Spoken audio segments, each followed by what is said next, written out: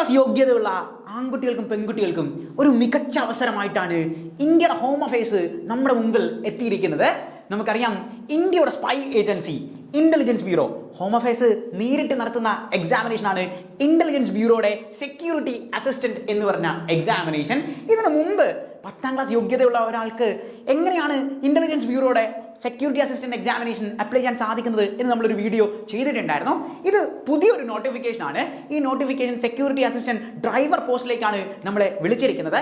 ആകെ 10ാം ക്ലാസ് യോഗ്യത മാത്രമാണ് ഇവിടെ നമ്മളുടെ എലിജിബിലിറ്റി ക്രൈറ്റീരിയ എന്ന് പറഞ്ഞിരിക്കുന്നത്. ഡ്രൈവർ പോസ്റ്റ് ആയതുകൊണ്ട് നിങ്ങൾക്ക് ഡ്രൈവിംഗ് ലൈസൻസും ഉണ്ടായിരിക്കണം.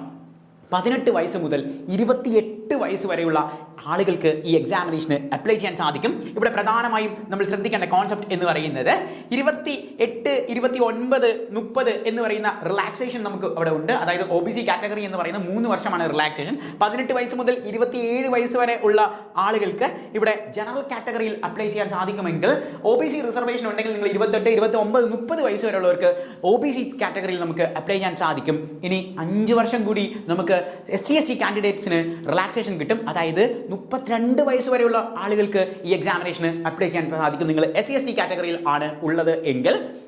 ഇവിടെ തന്നെ പ്രധാനമായും ശ്രദ്ധിക്കേണ്ട കാര്യം നമ്മൾ പറഞ്ഞു, 10ാം ക്ലാസ് ആണ് യോഗ്യത എന്നുള്ളത്. 18 വയസ്സുള്ള ആൺകുട്ടികൾക്കും പെൺകുട്ടികൾക്കും എക്സാമിനേഷൻ അപ്ലൈ ചെയ്യാൻ സാധിക്കും എന്ന് പറഞ്ഞു. നിങ്ങൾക്ക് ഡ്രൈവിംഗ് ലൈസൻസും ഉണ്ടായിരിക്കണം. ഇനി എക്സ്പീരിയൻസ് എന്ന് പറഞ്ഞ് കിടക്കുന്നത് എന്താണ് എന്ന് ചോദിച്ചു കഴിഞ്ഞാൽ, നിങ്ങൾക്ക് ഡ്രൈവിംഗ് ലൈസൻസ് കിട്ടിയതിന് ശേഷം 1 വർഷം കഴിഞ്ഞിട്ട് നിങ്ങൾക്ക് എക്സാം അപ്ലൈ ചെയ്യാൻ സാധിക്കുകയുള്ളൂ എന്നുള്ളതാണ്. അതായത് എക്സ്പീരിയൻസ് കൊണ്ട് അവർ ഉദ്ദേശിക്കുന്നത് നമ്മളുടെ ഡ്രൈവിംഗ് ലൈസൻസ് കിട്ടിയതിന് ശേഷം നമ്മൾ 1 വർഷം കൂടി കടന്നിരിക്കണം. അതായത് 18 വയസ്സിലാണ് നമുക്ക് കിട്ടിയിരിക്കുന്നതെങ്കിൽ 19 വയസ്സിൽ നിങ്ങൾക്ക് ഈ എക്സാമിനേഷൻ അപ്ലൈ ചെയ്യാൻ സാധിക്കും. അതല്ലാതെ എക്സ്പീരിയൻസ് സർട്ടിഫിക്കറ്റ് ആയിട്ട് നിങ്ങളൊന്നും കാണിക്കേണ്ട.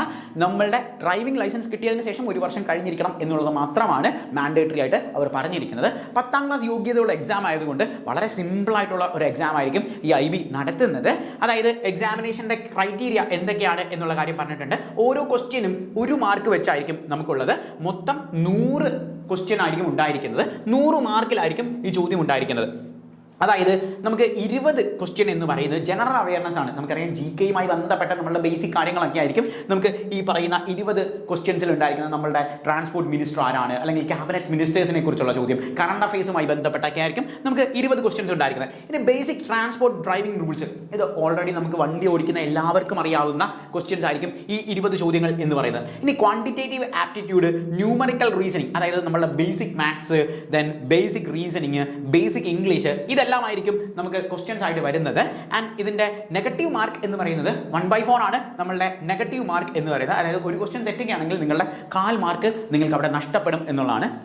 ഇനി രണ്ടാമത്തെ ടയർ എന്ന് പറയുന്നത് ഡ്രൈവിംഗ് എക്സാം ആയതുകൊണ്ട് തന്നെ നമ്മൾ ഡ്രൈവ് ചെയ്ത് കാണിക്കണം എന്നുള്ളതാണ് രണ്ടാമത്തെ എക്സാം. ടയർ എന്ന് പറയുന്നത് ഡ്രൈവ് ചെയ്ത് നമ്മളുടെ എങ്ങനെയാണ് നമ്മളുടെ ഡ്രൈവിംഗ് എന്നുള്ള കാര്യം നോക്കുക എന്നുള്ളതാണ്.